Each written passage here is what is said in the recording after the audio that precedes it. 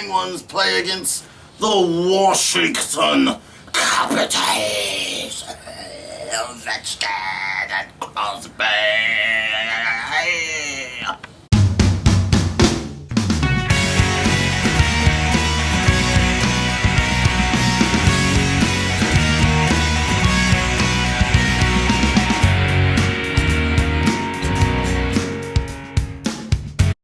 What's up, guys? Welcome to another episode of Sports Jabber with J&J. I am Jama. I am Jonathan. Once again, I'd like to thank you for spending some time with us today as we go over some of the big topics in the world of sports. On the game plan for today, we will talk about the NFL draft, which just concluded, NBA playoffs, answer some more of the questions you guys had. First, lead off with first one, the baseball in the books.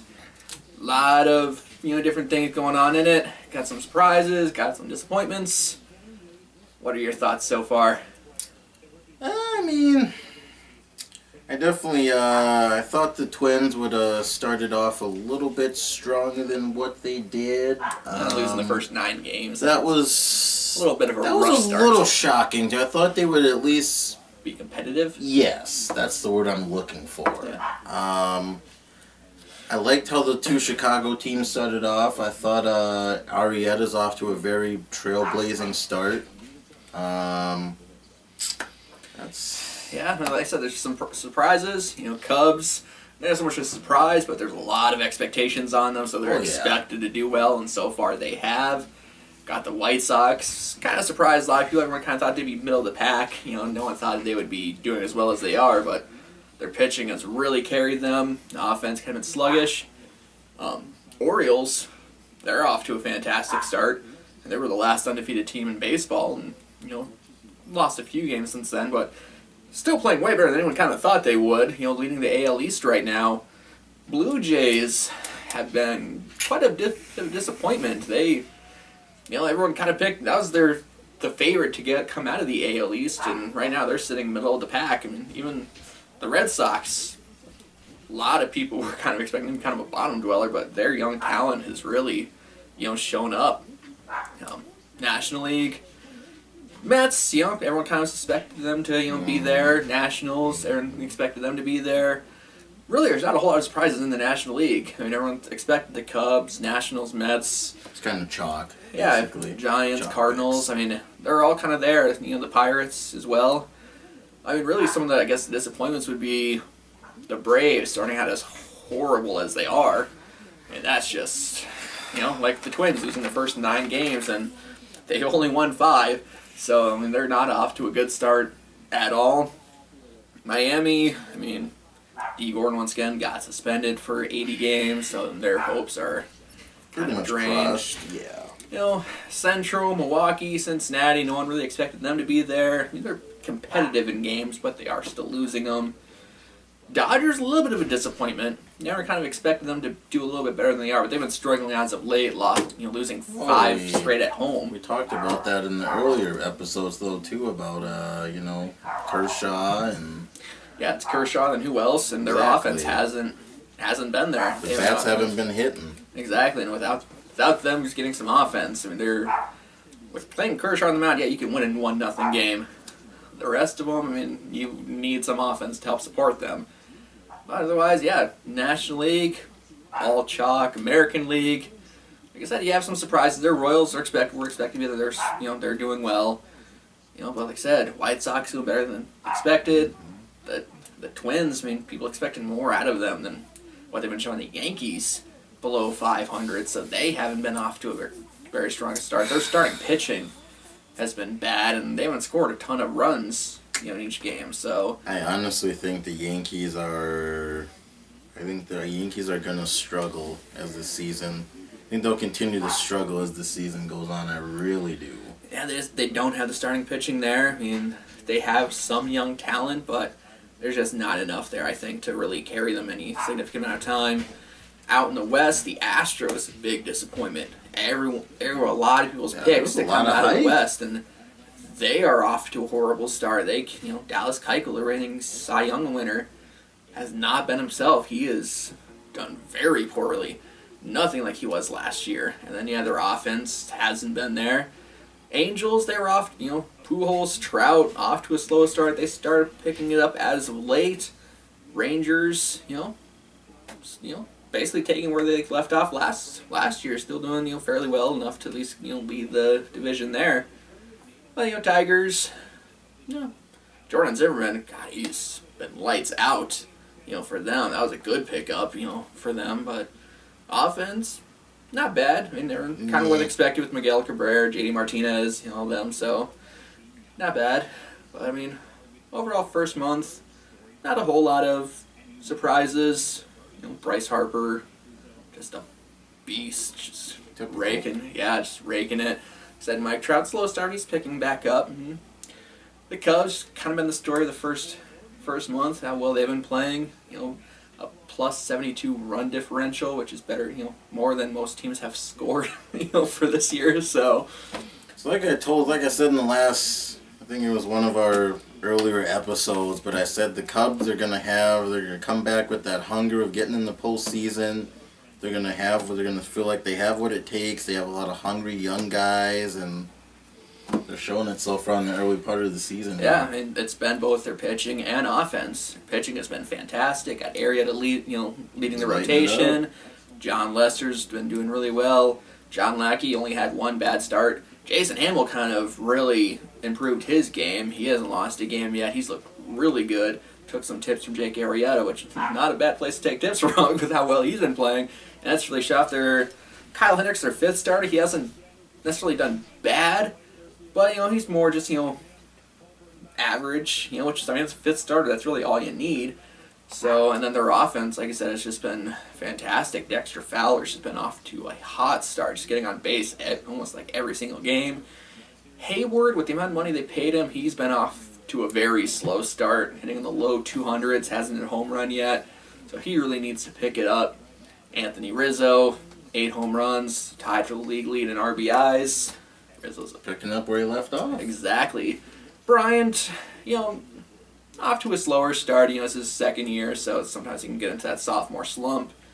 Need a break out of that. Addison Russell's been fantastic. David Ross in his final year just seems to be rejuvenated. He is, offense, which normally isn't his forte, has really done very well this year. And they just got things clicking on all cylinders, so they just have to maintain. It's going to happen. You're going to have guys that normally don't play well. They might up their game for a little bit, and the Cubs, they're arguably probably one of the most complete teams in the MLB, and I think that's why a lot of people are, call it jinxing or whatever you want to, but I think that's why a lot of people have them as the realistic, favorite to win the whole World Series this year. And that's without Kyle Schwarber, so imagine, if he was still in there, how much better they would be. So, he goes out for the year, haven't missed a beat, still been playing fantastic. Hopefully they can keep it up. Got a long way to go yet. Still just a month left. It's still early, but I still feel when all the dust is settled and all the Krispy Kremes are off the conveyor belts that the Cubs are going to... I think this is the year for Cubs fans to finally rejoice. That would be fantastic. I would love that, as well as everyone in Chicago and all the Cubs fans would love that. Sears Tower is going to be blue and red. Telling you. Hopefully. Should be fantastic. All right, well, at today, end of our NFL draft just wrapped up. Got Mr. Irrelevance already picked, so wrapped up, put a bow on it. Interesting draft. A lot of movement in there, lots of trades, some interesting picks, some people dropping. There was a lot of first round action that happened in the first day. I think one of the big picks that surprised a lot of people were the Chargers. They were expected to pick Tunsil, but instead they shocked everybody and went with Bosa out of Ohio State, that edge rusher. And we all kind of know why. That came out dropped. A little bit after they made their pick. I mean, it came out. The video of him smoking the bong through the gas mask came out at, I believe it was 7:40 Eastern time, and the draft is scheduled to start at 8. So just enough time for everyone to see it, and that affected him. The Baltimore Ravens came out today and said they were really close to drafting him, but changed their mind after that. So he dropped all the way to 13 with the Miami Dolphins. So they said it cost him about $7 million dropping that far. He had a $7 million contract on the table, and when that video found out, he dropped from, like you said, he dropped from 3 to 13, and the Dolphins are certainly no strangers to taking players with off the field and disciplinary issues. When they took the guy who should be, he'd be a heck of an MMA fighter, Ndamukong Suh. Did you see his stomps he had on Jay Cutler during this? I think it was a few years Aaron ago. Rodgers. Or Rodgers, No, he didn't stomp on Rodgers. He stopped on one of the offensive linemen. But I mean, yeah, they didn't draft him. They signed him. Well, yeah, they signed him, but you know what I mean. Dolphins do have also a history of players who smoke weed. Ricky Williams. There you go, big one right there. But I mean, you kind of feel bad for the kid. I mean, his account was hacked and that put on there. But why are you taking a video of yourself doing that? Well, it's one of those too that if you think by any means that you're gonna have a big future and you're a high prized athlete, who isn't gonna try to hack or do something at the last minute to make you kind of fall down to their level, kind of make you suffer. So again, it's gotta use your head. Yeah. Otherwise, draft first 2 picks kind of went as expected. Jared Goff going to the Rams, Carson Wentz going to the Eagles. And then, and from there, I mean, you had some trades, like I said, Tunsil dropped. Packers, my team, they addressed the needs they had, really needed linebacker, cornerback, defensive lineman, and tight end. First pick, defensive tackle with Kenny Clark out of UCLA. Jason Spriggs, tackle out of Indiana. They really needed, someone else on that offensive line. Otherwise, their offensive line is pretty well set. They go through a lot of injuries, so they really need someone else. Then you have the outside linebacker of Utah. Needed linebackers, and then went inside linebacker 2 is Blake Martinez from Stanford. Then got another tight end, out of Northwestern, and Dean Lowry. Then Trevor Davis, wide receiver out of Cal. Can never have too many wide receivers. And then another tackle, Kyle Murphy out of Stanford. So, all in all, not a bad draft for the Packers, but that's where Ted Thompson makes his money is doing very well in the draft. Doesn't do much during free agency, but he finds those people in the draft, and that's where a lot of the good teams do. Seahawks. You got to build for your future. Exactly. Packers, Steelers, Patriots, Seahawks, all build through the draft, and they're teams that can sustain success. I mean, Seahawks really, as of late, have been able to sustain success. They were not really relevant for a while there, but once you can start building through the draft, you'll start to see that those long periods of time where you are successful. They the Seahawks, if I recall, they drafted quite a few tackles because their offensive line that they had during the Super Bowl, that whole offensive line is gone. Everybody's gone. So not only did they lose Marshawn Lynch, they lost Bruce Irvin on defense as well. They lost Byron Maxwell the season before that, and their offensive line is completely new. So it makes you wonder how good is the blocking going to be for Russell Wilson as well. Well, I mean, last year wasn't that good, letting up 40-some-odd sacks. Yeah. So then Okung left this year, so they really need to fortify that offensive line. 49ers, for the most part, had a pretty decent draft. I thought they did. I like their draft picks. I like them picking Buckner out of Oregon. They traded up to back in the second round to get a guard out of first round. They've traded up back to first round to get a guy from Garrett. A lot of people weren't on board with that, but I'm one of them. I guess I can see why they did. They needed a hopefully high-priced guard because they lost Boone to Minnesota. Joe Staley's getting older. He's 32 now. And a lot of people kept saying this Garnett guy's nasty. He's a solid run blocker. Yeah, he's a good run blocker. He does need work in his pass blocking. That's one thing. But, I mean, they could have easily gotten him in the second round.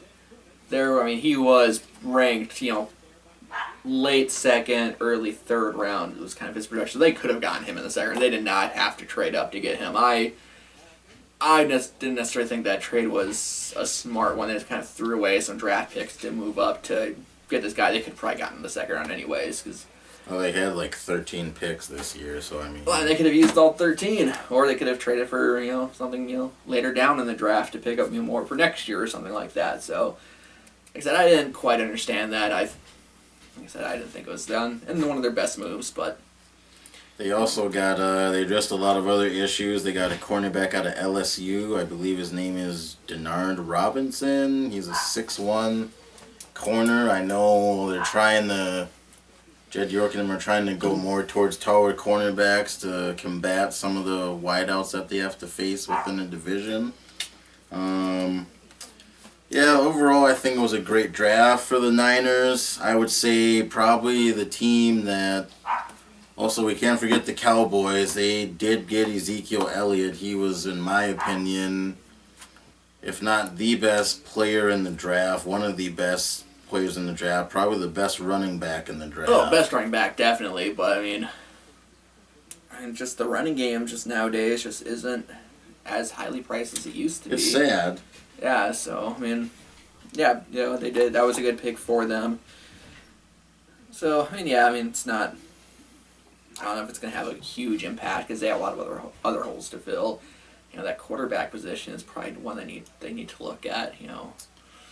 Quarterback. Just like the 49ers. 49ers really need to look at that quarterback position. In all honesty, Colin Kaepernick and Blaine Gabbert, though, it's not the future. It's like I'm saying, though. If Kaepernick can screw his head on right and figure out that Chip Kelly's the best option for him, that he could maximize his skill set. The only thing I wish the 49ers would have done is maybe drafted a different head coach. Is that possible? They probably should have. Haters. Doubters. I do doubt Chip Kelly, I'm not going to lie there. But what are you going to do if he has a good season this year? What are you going to do? If they have a winning record? Chalk it up to a fluke and then watch him suffer the next year?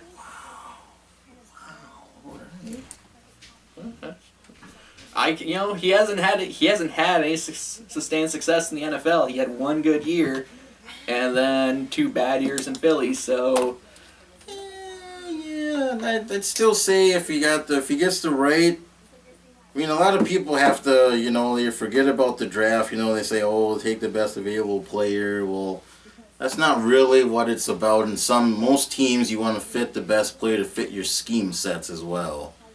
Some of these players the Niners drafted, some people didn't agree with in the Niner Nation, but you gotta kind of just kind of take a deep breath. These are players. They drafted Eric Reed a few years ago his rookie year. He was an All-Pro rookie at safety. 49ers fans, just take a deep breath and know that this year is not going to go well for you. Accept that now.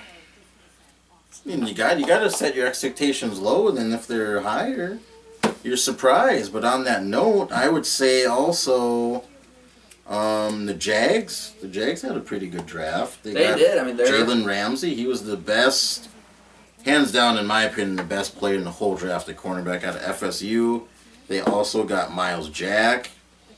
He's coming off of an injury, but I think it was yesterday, he recorded a video dunking the ball to show people that... after the first round he did that. So, the Jaguars, they're developing a really good team. It's just, can they get over that final hump that they just can never seem to do since Mark Brunell left? Exactly. The really talented young team.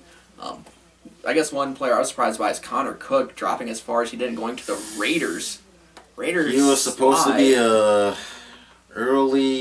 late first, early second, I believe I was hearing. Yeah, dropped down at pick number 100. And like I said, I don't understand necessarily why the Raiders picked him. Yeah, they have David Carr. He's the answer for the franchise. Yeah, they picked him as, hey, welcome to the Maybe Raiders. If Carr gets hurt, you're going to be a backup. And don't have any hopes of being a starter. We got that covered with David Carr. So you're going to be a backup. And you could mentor under him, though, and, maybe. Yeah, I guess maybe wait either till you become a free agent and go, or, if David Carr gets hurt, step in, try to show yourself. But the Raiders, they are a very good young team. I mean, they're getting a lot of good players. They signed Bruce Irvin the offseason from Seattle, and they bring back Khalil Mack. They have Joe Hayden. I'm just going to go on camera now and say that I believe the Raiders are going to finally go to the playoffs in their division. I think it's going to be the Raiders and the Chiefs out of that division, and I think Broncos go third. Raiders as a wild card. Yeah. I think we'll get in. But yeah, watch. Teams like to watch out for them. They're not going to be the same pushovers they have been for the past decade or however long it's been. They're going to be a good team this year. They got a lot of young with a lot of upside on that team. Biggest disappointment I'm going to say, just because I want to say it, is the Broncos. They have Paxton Lynch. So basically, Bronco fans, just look at my lips slowly. You are looking at Butt Fumble as your starter at week 1. No, they kind of expected that. Well, some Bronco fans are, saying there's that talk of maybe trading for Sam Bradford, but the Eagles were pretty much saying we're not going to trade him. So, I don't really think, as the Broncos, I guess that's all I can hope for. I talked to the Broncos fan the other day, asking about what he thought of the pick. He was happy about it. They do need a quarterback of the future, and they're hoping that Paxton Lynch will be that quarterback. Whether he will be, I don't know, but he needs 1 to 2 years of just sitting behind someone. Well, he's not going to get it sitting behind Butt Fumble, that's for sure. No, but they do have a pretty good, former quarterback running that organization. Well, they do have Elway, right? So yeah, he can, Elway can take him under his wing, just try to tell him what he knows and learn from him. That's a pretty good person to learn off of. So. And they have a great defense behind them still, so that wouldn't be so bad for a rookie quarterback. Exactly. So, yeah, a lot of interesting things in the draft, but after the draft, we still have NBA playoffs going on right now. So that's not really any surprises yet so far. It's pretty much going as people expected. But remember when, I think it was the last episodes before, some certain little birdie said if Kevin Love can find his groove, that the Cavaliers would be a nice big 3? Easy. They beat the Pistons in barely each game. They did, but the big 3 averaged about, I believe, 70 points in that series. You saw... So, yeah, the Cavs, they swept the Pistons once again. No one expected the Pistons to really put much of a fight, and they did. All those games were close. None of those games were huge blowouts. That's true. Yeah. Hold off on that until the Cavs, play a little bit better team. That is true, but I'm saying if you look closely in those games, you saw the Kevin Love from the Minnesota Timberwolves playing like the old Kevin Love. We finally got to see LeBron James, Kyrie Irving, and Kevin Love on the floor at the same time playing as unison, as one team. Said, they look better, but I'm reserving judgment until the next their next series. They play a little bit tougher opponent. We'll see what happens then. Otherwise, I still say the Cavs are gonna. If Kevin Love, Kyrie Irving, and LeBron James keep playing like they are, I will say that they. I'm not gonna jinx them, but I will say that it will potentially be a different story if they meet Golden State, and it's not even sure with Golden State because. Curry's hurt. Yeah, Curry's hurt, so we'll see. Yeah, Warriors beat the Rockets. They'll play the Trailblazers. The biggest concern is if Steph Curry's going to be out with their next round. And they're going to be looking at either it's going to be a little bit tougher. It's going to be tougher with the Trailblazers, but we both think the Blazers are going to lose, whether 5 or 6 games. So I think next round's going to be, after that it's going to be either Spurs. We're talking Durant, Westbrook. Or Thunder. Because, Spurs swept the Grizzlies and the Thunder beat the Mavs in, 5 games. Yeah. I think it's going to be the Spurs. And if it's the Spurs and the Warriors, even with Steph Curry, it's going to be close. Without Steph Curry, I think the Spurs will take it. Undoubtedly. Yeah, so... It'd be a no-brainer there. Yeah, so really the West is probably the most interesting. The East, does anyone think that the Cavs aren't going to get to the finals? Do they think anyone in the East is going to take them out? What's left you have? The Heat are playing really well, but they're they should have swept their series up a long time ago. I mean, yeah, they're tied up 3-3, and I mean they might not even make it to the next round. I heard a lot of stuff with the Raptors, but they're tied up 3-3 as well. Yeah, I mean, I wouldn't mind seeing a Wade LeBron James Eastern Finals. Maybe the toughest opponent they might have maybe the Hawks. Hawks are playing the best the out of Hawks the other teams. are a really good team ball in team. the East. So yeah, Cavs. Maybe the Hawks be their biggest challenge. I don't know. I personally don't see them having much issue.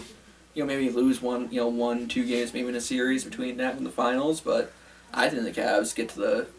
They'll get back to the finals. It's just a matter of who comes out the West. Exactly. In my opinion, it's going to be the Spurs or the Warriors. And that that's a safe bet.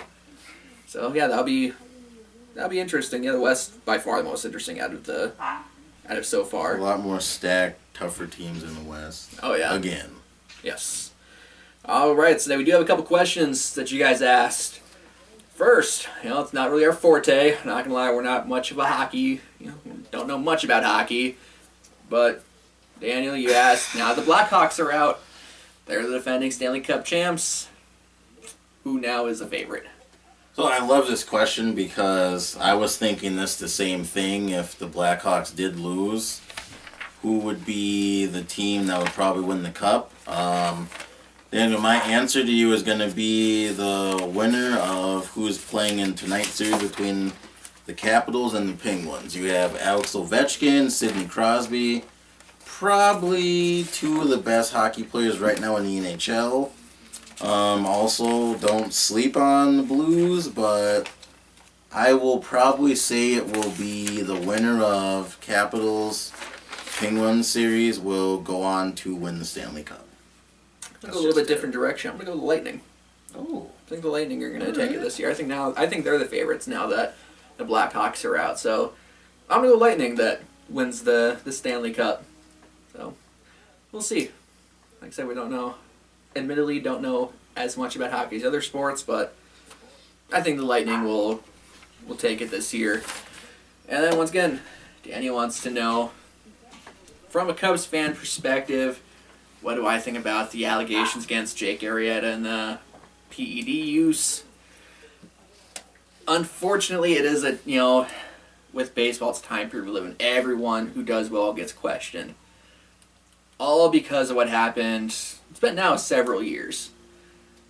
Why just, player does well, so immediately the jump, it must be on steroids. Mm-hmm. I think it's stupid. I mean, if you look at him, he's looked the same when he was in Baltimore struggling compared to now when he's doing well. He looked the same. He doesn't look to be any significantly better shape than he was. He looks exactly the same. But when he got to the Cubs, coaching staff allowed him to be himself, tweaked his delivery some. And just by doing that, allows him to get more life on the fastball, more, spin on the, slider, curve, whatever. I mean, it can depend on the situation you're in. Baltimore, it didn't work out for him. The, pitching staff, coaching staff he had just didn't work with him. Coming to the Cubs, it worked. They were able to find something in him, were able to tweak things, and it has paid off in a very, very big way. So, Arrieta said he finds it flattering. He just laughs it off. Theo Epstein called it reckless, throwing that out there. So, like I said, people are going to question it. I guarantee you if Arrieta's pitching for one of their teams, these people questioning it, they wouldn't. They're just like, oh, sweet, he's awesome, he's fantastic. Oh, yeah, it's the textbook. Yeah, so, because the era we live in, that's always going to be a question. They test players a lot. He hasn't failed the drug tests, so until he fails a drug test, I'm going to go with he hasn't done anything. If he ever fails a drug test, okay, well, yeah, then, egg on my face and, some of the other Cubs, face. But until then, like I said, he doesn't look any significantly different from before. Just all depends, just did those tweaks to his delivery, and it's worked out very well. And hopefully it just continues that way, because he has been pitching lights out over the past, a little over half season, so. Yeah. I think, too, something a lot of people forget with baseball is, I wouldn't say you have to be in the greatest shape for baseball, but